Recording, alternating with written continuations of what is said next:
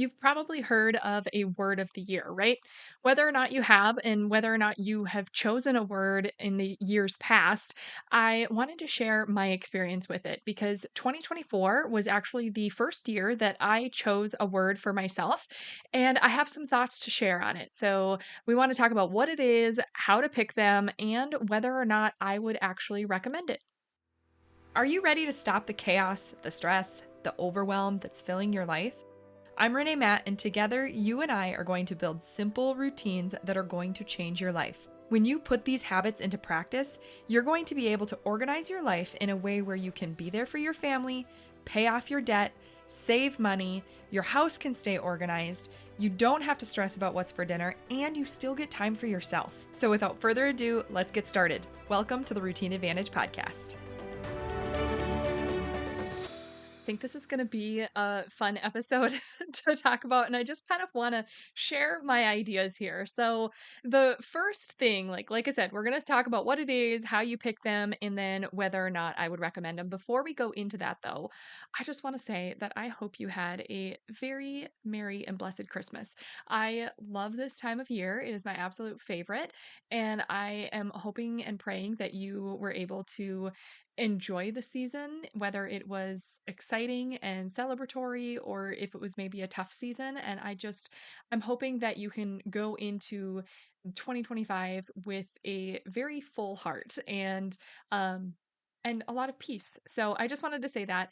Now, before we go into whether or not I would recommend a word of the year, I want to first start with what it is. So, if you have not heard of a word of the year, basically you pick a word that you take with you for the full year and you kind of use it as a guiding post. So, you use that to direct your decisions throughout the year, and it's something usually that aligns with your goals or what you want to happen that year.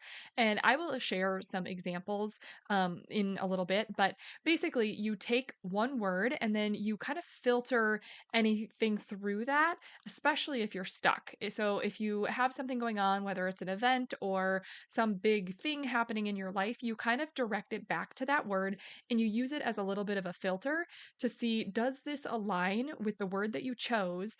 And is that going to put you on a path of where you want to be going? So it's really kind of just that guiding post and a filter for anything that happens. And then the second question is, how do I pick it? And this you can do probably several different exercises. For myself, I kind of brainstormed my priorities. I knew what I really wanted in my business, my personal life, all of those things. And I started just brainstorming once I had my priorities aligned of what I wanted for my life and what I wanted for the year ahead. I started to just brainstorm a list of words that kind of like encompassed that vision and kind of fit with everything that I was hoping to achieve or hoping to gain in the year ahead. So I did this, I think it was either at the end of 2023 or the beginning of 2024. I think it might have been at the beginning of 2024. And then I picked a word, and I actually picked two. I picked one for my business and then one for my personal life. And what I did is once I picked that, then I filtered, what I was doing through that word. So that's how you pick it. It's super simple. You just brainstorm all your words and then really see which one speaks to you, and you pick that as your word of the year. Now, the third question of, do you need one and would I recommend it? No, you don't need one because you could choose not to have one. However, it can be very beneficial, especially if you feel like you're being pulled in all directions. When you have one word that pulls everything back together and you can use that as like your screening tool to make decisions, it is very useful to make sure you're going where you want to go rather than getting distracted by everything else. And would I recommend it? I would absolutely recommend it because I was honestly very skeptical when I chose it. I had heard lots of different people choosing a word of the year and then it made a big difference for them. And I was very skeptical. And I was like, well, I can just try it. I'm not very good at New Year's resolutions because I usually give up in the first couple of months because that's a pretty common thing to happen and I just fall off the bandwagon. And I honestly thought that that's kind of what would happen with the word of the year too. I was like, well, we'll see. We'll see how it goes. And if I am able to continue it, great. But if I'm not, then I've at least given it a shot. And I was able to use it through the whole year, and it still is kind of filtering and has kind of just become part of what I'm doing, and it's been really useful and very, very helpful. So, I would recommend it because it just helps you give that direction past the point of the New Year's resolutions fading away. And it's just a very grounding word that helps you to move forward. And I have really enjoyed having one for both my personal life and my business. So, because I am sharing this, I will actually share what my words were that I had chosen for 2024. And for my business, it was actually kind of a joint effort. So, I wanted to do this and I wanted Clara, for most of you that don't know, Clara is my younger sister and she is also like, we don't really have a title for her, but she's kind of like my virtual assistant, social media manager, all those things.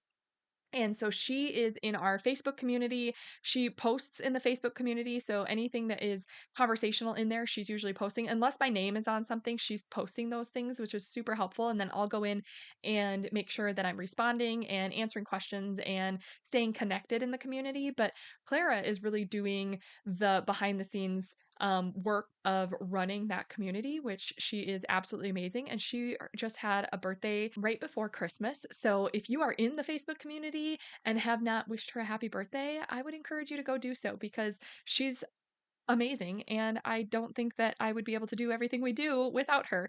Um, but I wanted it to be a very joint effort to choose the word together as we're moving forward. And if I you keep continue you I think I will continue doing the word of the year, but as our team grows over time, like I'm hoping to continue building this business. And as it grows, I don't know if I would do it with a full team. So if you are somebody that runs a full team, I don't know how that would work to do that, or if you'd want to keep it yourself and then just share your word so that they're all on the same page. I guess you can kind of decide what you want to do there. But for my business, I did choose to include her because it's just the two of us running the business right now. And we came up with it together and we were both on the same page. We kind of both brainstormed a list of ideas and we had this like document going where we could both contribute words to. And then we had a meeting and kind of talked through them to see what we both thought aligned with where we wanted the business to go. And we chose the word simplify because that is what we want for this business. We want to do what we can do to help women, but we want to do it in a way that simplifies not only their lives, but our lives as well. And we both have a lot going on. She's going to school, she has college classes right now as she's graduating high school. I am working full time and running a business at the same time. So we just wanted things to stay simple so that they weren't overwhelming. So we thought that simplify was a very good word to help guide us and to help direct our decisions as we went throughout the year. And it really did. So we ended up stepping away from a lot of like the social media things that are common for businesses. So we didn't get on Instagram. Like we created like, one of those kind of like business card snapshots, and that is posted to direct people to the podcast because we're not actively posting on Instagram. She is posting for me on Facebook and on Pinterest to grow the reach, but we wanted to keep it simple. So she's not actually going into each of those platforms. She's using something called Metricool, which allows her to just bring the posts and it shares it out to multiple different things, but then we don't really have to look at a ton of comments if we're only posting to those two platforms right now. And maybe that will change in the future, but right now we are keeping things very simple because we wanted to simplify things. That also meant keeping tasks simple. So our daily tasks and what we do each day, week, month, year, all of those things, we wanted to keep them to the priorities. We didn't want a lot of of fluff and what was happening behind the scenes. We know exactly what we need to do when we log in each day. It keeps us very intentional on where we're spending our hours. I am able to continue growing this business with usually an average of about 5 to 6 hours a week. Some weeks are up to 10 hours a week, but most of the time I am only working on my business for 5 to 10 hours a week. And that's including recording the podcast. And I'm doing 2 episodes a week. So that is really cool to be able to keep things simple enough to be able to continue growing a business. Now, there is the trade off that things aren't growing as quickly as I would like them to. I am actually working on a course, which is super exciting. But my time is very limited on how much time I can put into it. So it's taking me a really long time to get to it, but it's also not overwhelming. And I'm okay with that process. I hope that you guys will be excited for it when it actually comes because it's a long time coming, but we wanted to stay with that lens of simplifying things and making sure that we are building the business the way that we want it to be built. That also meant keeping our processes and funnels and the way we organize files, everything just very simple. We didn't want to go too overboard with anything because I have a tendency to do that. Like when I get something in my head, I can go into the weeds and into the details and get a little bit crazy and start creating all these different things that inspire me. And then I realized that I just wasted a lot of my time doing things that weren't needed. And now I don't actually need to use those, those graphics or those files or those spreadsheets and things like that. And so I have to really use the word simplify to redirect myself as I'm working on my business. So that has been just incredibly useful. And for my personal life, I chose the word intentional.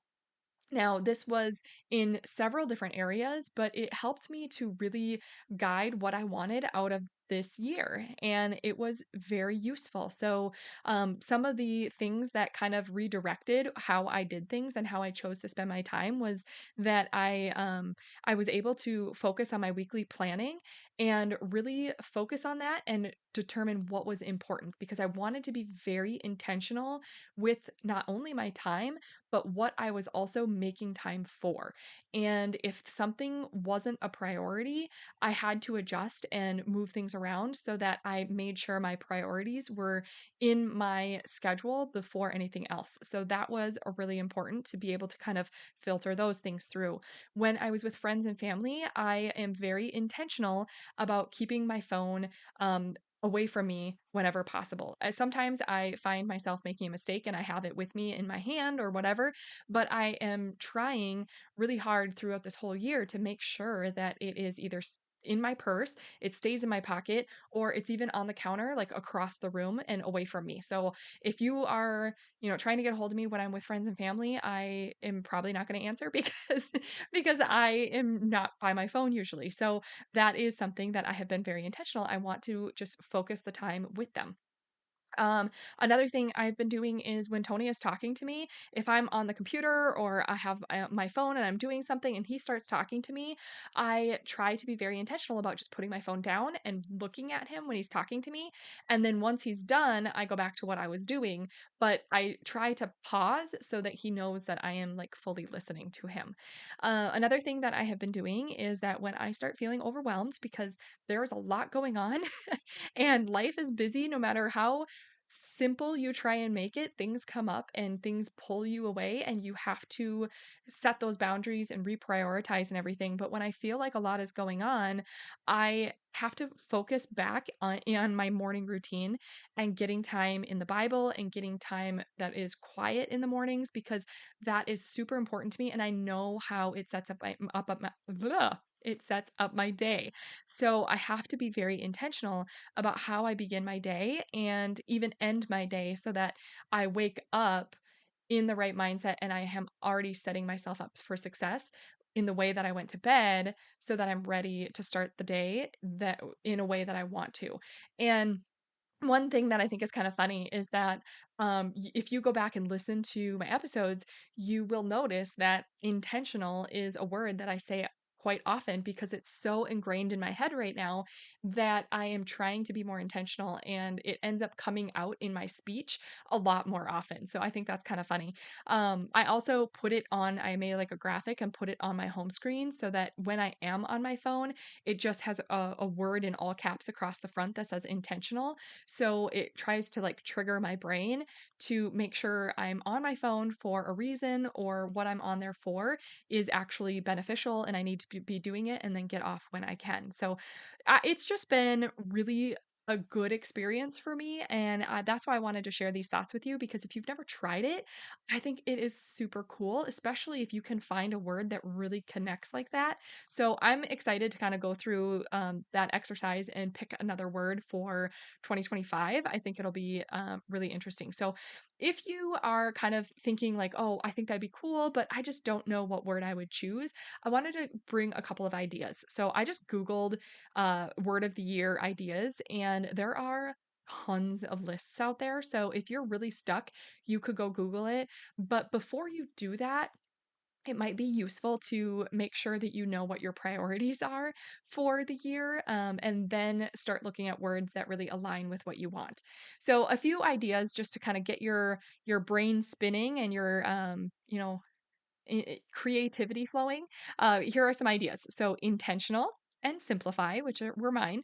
Adapt, action, adventure, fearless, heal, focus, gratitude, consistency, health, confidence, growth, connection.